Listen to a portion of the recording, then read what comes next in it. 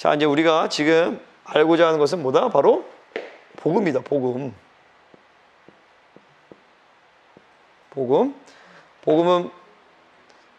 복음의 정의는 뭐냐면은 바로 좋은 소식 혹은 복된 소식.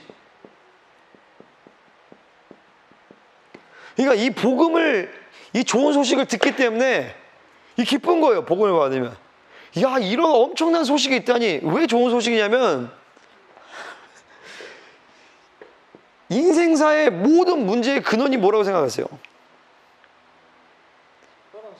우리의 인생의 모든 문제의 원인. 세상의 철학자들과 소위 똑똑하고 인생에 대해서 고민하는 사람들이 다 이 문제를 고민한 거예요. 도대체 인생의 문제의 이 원인이 뭐냐? 내가 행복하고 싶은데 행복하지 않은 이유와 원인이 뭐냐? 안 풀리니까. 그러니까 뭐가 왜 안 풀리느냐? 그러니까 인생이 왜 안 풀리냐고. 그 문제가 뭐냐? 이유가 뭐냐라는 거예요. 그래서 어떤 사람들이 이렇게 얘기하죠. 아, 내가 흙수저여서 그래. 내가 부자인 아버지를 못 만나서 그래. 이렇게 얘기하잖아요. 근데 중요한 거는 우리나라 재벌가들의 2세 가정 중에, 재벌가 중에서 자살하지 않은 가정이 거의 하나도 없더라. 그게 문제의 원인이 아니었더라. 돈이. 그럼 뭐가 문제래? 그래서 소위 이제 사회주의자들은 뭐냐면은 이 계급이 문제다. 계급이. 돈 많은 사람들이 가난한 사람을 착취하고 이 인간 사회에 계급이 있기 때문에 이 계급을 없애면은 유토피아가 온다. 그래서 공산주의 혁명을 일으킨 거예요. 근데 공산주의 혁명을 일으킨 나라가 러시아, 북한, 소련 이런 나라들인데 문제는 다 망했더라. 계급이 인생의 문제가 아니더라. 라는 거예요. 그 성경은 인생의 모든 문제의 원인을 뭐라고 얘기할까? 라는 거죠. 네? 그 인생의 모든 문제의 원인이 뭐라고 생각하세요?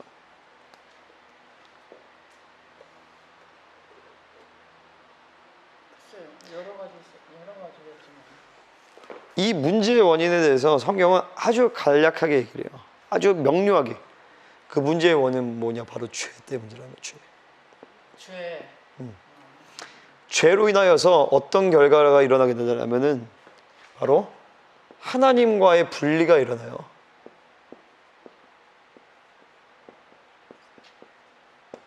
그래서 우리가 창세기에서 봤지만은 처음 하나님이 사람을 창조하실 때는 하나님과 사람은 완벽한 교제의 관계를 일어났어요. 근데 죄가 들어오자 하나님과의 관계가 분리가 되기 시작했거든요.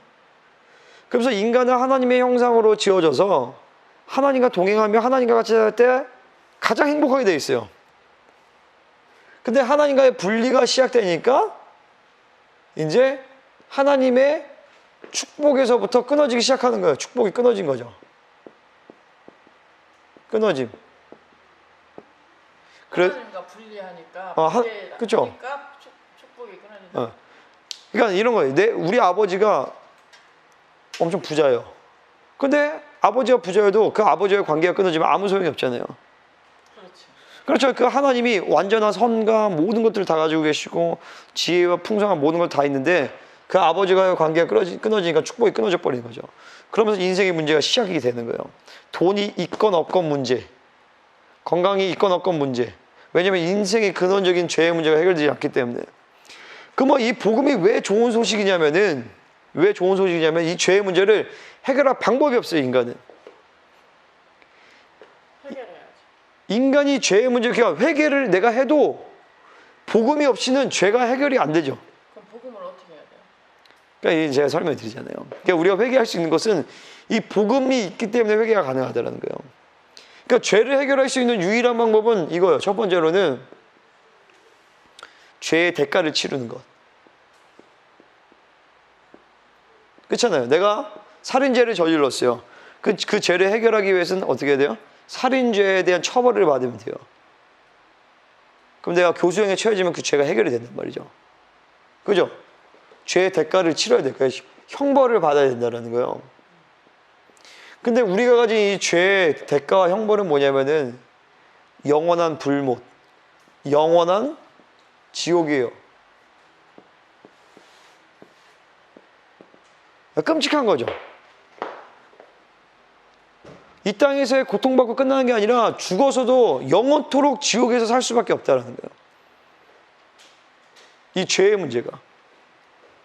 그 죄를 풀려면 그 두 번째는 뭐냐면은 죄를 해결하기 위한 두 번째는 뭐냐면은 바로 대속이에요. 대속. 대속은 뭐냐? 바로 대신 누군가가 그거를 속죄하는 거죠. 누군가가 대신요? 네. 대신도 속죄해줘요? 그러니까 이게 논리적으로 우리가 죄를 해결하기 위해서는, 그래서 우리 이수님이 죄를 저질렀어요.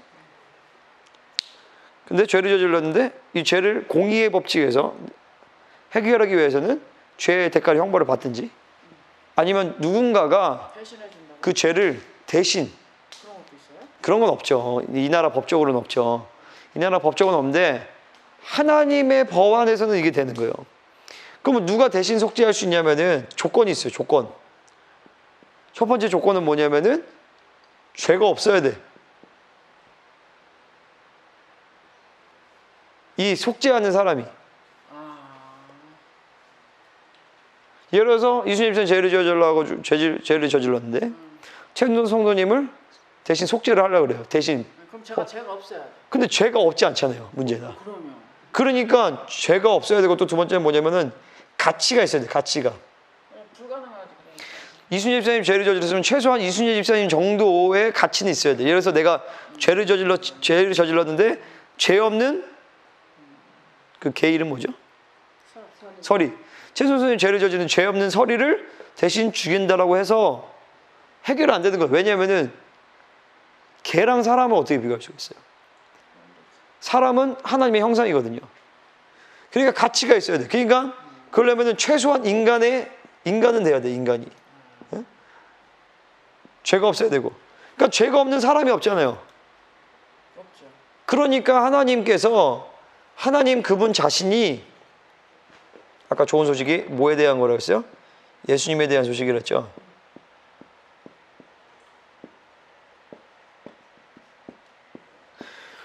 죄가 없는 인간이 없기 때문에 하나님께서 인간이 되어서 오신 사건이 바로 예수 그리스도의 사건이라는 거예요. 그러니까 예수님만이 대신 해줄 수 있다 이 얘기를 하시죠. 그렇죠. 왜냐하면 인류 역사상 죄를 짓지 않은 사람이 없기 때문에. 머리가 빨리 확 돌아가네. 이게 머리가 돌아간 게 아니에요. 이게 하나님이 깨닫게 해주시는 거거든요. 사실 이런 게. 이게 백날 해도 이게 이해가 안 돼요. 그 얘기네. 그죠? 이게 복음이, 이게 성령께서 이거를 알려주셔야 돼요. 그러면 이게 딱 이해가 되죠. 아, 그래서 예수님이 오실 수밖에 없었고. 예수님만이 내 죄를 씻어줄 수 있다. 아, 그렇죠. 아멘이죠. 이게 아멘인 거예요. 이게. 그러니까 오직 예수밖에 없다라는 거예요. 오직 예수님. 네. 그러니까 우리가 이 예수님이 하신 사건이 뭐냐면은 인간이 되어 오셔서, 사람이 되어 오셔서, 완전한 사람이 되어 오셔서, 이분이 하나님이시잖아요. 그럼 하나님이시면 하나님으로서 모든 걸 할 수 있잖아요. 그거를 그러니까 이 예수님은 두 가지의 특성이 있어요. 특성이. 하나는 뭐냐면은 신성이에요. 신성은 말 그대로 하나님으로서의 성질, 하나님으로서의 능력. 또 하나는 뭐냐면 인성이 있죠. 왜냐하면 인간으로 오셨기 때문에. 그죠? 아멘이죠. 그분은 하나님의 아들이시면서 또한 동시에 인간이시기 때문에 두 가지가 다 있으세요.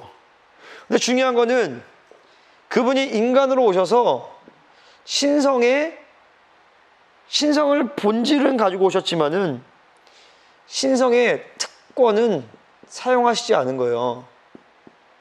무슨 말인지 아시겠어요? 제가 만약 예수님이라고 쳐봐요. 근데 내가 인간으로 왔어요. 근데 사람은 죄의 유혹을 받잖아요. 근데 내가 신성의 특권을 사용하면서 죄의 유혹을 안 받게 할 수 있잖아요. 그럼 뭐예요? 그러면은 그분이 인간으로서의 대표성을 상실해 버리는 거예요. 왜냐면은 그분은 신이시잖아요. 그러니까 그분은 이 땅에 오셔서 완전한 인간으로 오셨으면 인간 대표의 역할을 하셔야 되는 거예요. 인간 대표로서. 근데 그분이 신성의 특권을 사용하면 인간 대표로서의 그걸 상실하는 거예요. 요즘에 올림픽에 이게 이슈가 뭐냐면요. 트랜스젠더들이 남자였잖아요. 남자였는데 여자로 트랜스젠더를 해서 여자 경기에 나온 거예요. 알고 모르고요? 아니, 알고죠. 알고. 근데 생각해보세요. 겉으로는 트랜스젠더라고 하지만 속알맹이는 남자잖아요. 그러니까 게임이 안 되는 거예요. 여자들이랑 선수 이 게임이. 그럼 뭐예요? 그 반칙이잖아요. 사실 페어 게임이 아니잖아요. 뭐 이거랑 비교해서 좀 그렇지만은 예수님이 신성을 그냥 그대로 가지고 오고 내가 이 땅에서 인간의 모습으로만 살지만 신성의 모든 능력과 특권을 다 가지고 하면 이거 페어 게임이 돼야 안 돼요. 안 되잖아요. 그래서 그분이 신성의 모든 특권을 사용하지 않으신 거예요. 그래서 인간으로 오셔서 그분은 완전하게 우리와 똑같은 조건으로 오셔서 우리가 받는 시험을 다 받으셨지만 한 번도 죄를 짓지 않았다라는 거예요. 여기서 막 진짜 막 환호가 일어나는 거예요. 예수님이 정말 귀하구나. 예수님 정말 대단하구나. 그분이 완전한 하나님이 이런 거예요. 예를 들어서 이런 거죠. 어느 나라에 뭐라 하죠? 그 무도회가 그러니까 싸움 대회가 열렸어요. 그 싸움 대회가 열렸는데 막 모든 막 전사들이 막 다 나왔어요. 근데 그 중에서 왕의 아들이 있었는데 이 왕의 아들도 거기 나온 거예요. 나왔는데 왕의 아들의 권세를 사용하면 단번에 1등을 할 수 있어요. 왜냐면 다 할 수 있지만 하지만 그 왕의 아들의 권세를 감추고 싸웠는데 바닥부터 막 싸웠는데 1등을 했어요. 근데 알고 봤더니 따다 했는데 왕자인 거예요. 약간 그런 느낌이죠. 모든 왕으로서의 하나님으로서의 모든 특권과 모든 그분의 모든 능력과 이런 것들을 사용하지 않으시고 오직 성령을 힘입어서 사용하셔서 한 번도 죄를 짓지 않으시고 그분께서 이 완벽한 대속제물의 조건을 그분께서 성취하신 거예요.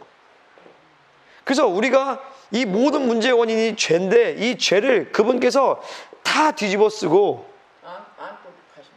다 뒤집어 쓰고 그분의 그게 십자가의 사건이잖아요. 그래서 우리가 십자가를 여기다 달잖아요. 그분이 십자가에서 매달려 죽으실 때 단순히 죽은 게 아니라 거기에 김동진 이름표 달고 최순동 이름표 달고 이순재 이름표 달고 이종래 이름표 달고 내가 치러야 될 대가, 내가 치러야 될 형벌, 내가 거쳐야 될 모든 죄악에 대한 어떤 무게 이거를 그분이 다 뒤집어 쓰고 완전히 죽으신 거죠. 그래서 그분이 죽으셔서 어디로 가셨냐면 지옥으로 가셨어요. 처음엔 지옥으로 가셨어요? 지옥이지만 사실 여기서 음부라고 그래요. 음부라고 그래요. 음부. 왜냐면 다 큰 의미에서는 다 지옥이에요. 음부나 뭐. 근데 어쨌든 그분이 인간으로서 그리고 죄인으로서 죽으셨던 거기 때문에 죄인을 대신해서 죽으신 거기 때문에 그분은 내려가신 거죠. 음부로. 하지만 이분이 딱 갔더니 죄인을 대신해서 죽었는데 이분은 죄인이 아닌 거예요. 죄가 없었기 때문에 음부의 권세가 그분을 이길 수가 없어요. 그래서 이 죄가 없기 때문에 그 음부의 권세가 그분을 이기지 못하시고 이분이 부활하신 것이죠. 부활하셔서 하늘로 올라가셔서 우편 앞에 앉아 계시다가 그러니까 그건 좀 나중이고 하늘로 올라가셔서 자신의 피로 인류의 모든 죄를 속죄하신 거예요. 그게 이제 히브리서에 나오는데 조금 어려운 얘기긴 하지만은 거기에 하늘에도 성소가 있어요. 하늘에도 이게 장막이 있었단 말이에요. 본영이 있어요. 거기에도 이 인간의 죄들이 쌓이는 거예요. 거기에서 자신의 피로 완전히 모든 죄를 씻어버린 거예요. 그래서 이거를 믿는 자들에게 이 모든 속죄 사건이 이루어지면서 너는 죄 한 번도 지지 않았어 라는 것이 인치게 되는 거죠. 그게 바로 그거를 칭의라고 하는 거예요. 칭의. 칭의는 쉽게 얘기해서 뭐냐면은 너 의로워 라고 얘기해 주는 거죠. 이 의롭다는 건 무슨 뜻이냐? 너 죄가 하나도 없다라는 거예요. 아니 내가 죄가 있는데 왜 죄가 없다라고 해요? 왜냐하면 이 예수님이 이루신 사건을 내가 회개하고 믿음을 받아들일 때 그분이 이루신 모든 사건이 우리 안에 적용이 되기 때문이에요. 이 적용을 누가 하시냐? 바로 아까 얘기한 성령 하나님께서 우리 가운데 적용하시기 때문에 그 성령님께서 우리 안에 얘기하신 것이죠. 너는 의로워. 그래서 의롭다함을 받고 담대함으로 하나님 앞에 나아갈 수 있는 자격을 얻게 된다는 거예요. 이게 바로 복음이에요. 복음. 인생의 모든 문제의 원인이 바로 이 죄인데 그 죄를 어떻게 해결했냐? 죄를 대속을 통해서 해결할 수밖에 없는데 그 죄를 대속할 수 있는 유일한 자격을 갖추신 분이 누구시냐? 바로 하나님이 인간이 되셔서 오신 바로 예수님이시다.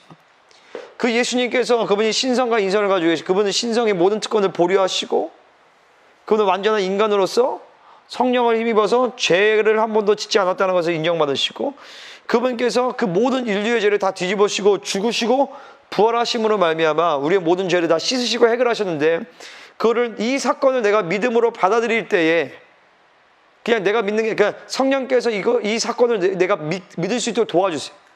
이게 믿어지게 돼요. 그럴 때 우리 안에 칭의가 이루어지면서 너는 의롭다라는 사건이 받아들여지는 것이 바로 복음의 사건이고 그럴 때 우리는 이 죄의 문제를 해결할 수 있다는 거예요. 이래서 복음이다라는 거예요. 아멘. 짱이죠. 감격이 없어요. 감격적이지 않아요? 나는 너무 감격적인데. 네, 그렇긴 해요. 머릿속엔 그래. 이해는 하면서도 네. 모르는 거예요. 이거를 그렇구나는 해가면서. 그러니까 그렇구나라는 게 받아들여지죠. 네. 그러면 된 거예요. 그러면서 이게 말씀을 이게 뭐예요?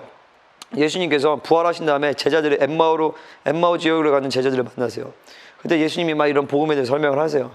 근데 그들이 얘기하는 게 뭐냐면은 그분께서 우리에게 성경을 풀어주실 때에 우리의 마음이 뜨겁지 아니하더냐. 그 마음에 막 감동이 오고 이 성령께서 우리 가운데 말씀 중에서 일하고 계시는 거거든요. 지금 어때요? 그러지 않으세요? 지금 성령께서 이 말씀 가운데 우리 가운데 운행하고 계시는 거예요. 그래서 지금 제가 얘기하는 그 감격 그 수준만큼은 아니더라도 그렇구나 예수님밖에 없구나라는 것이 다 올 수 있다. 예수님밖에 없구나. 그래서 오직 예수밖에 없구나. 그래서 교회에서 그렇게 십자가를 다는구나. 그래서 맨날 십자가를 얘기하고 예수. 왜냐면 오직 예수밖에 없거든요. 인류의 모든 문제를 해결할 수 있는 이 죄를 해결할 수 있는 오직 유일한 분 예수님.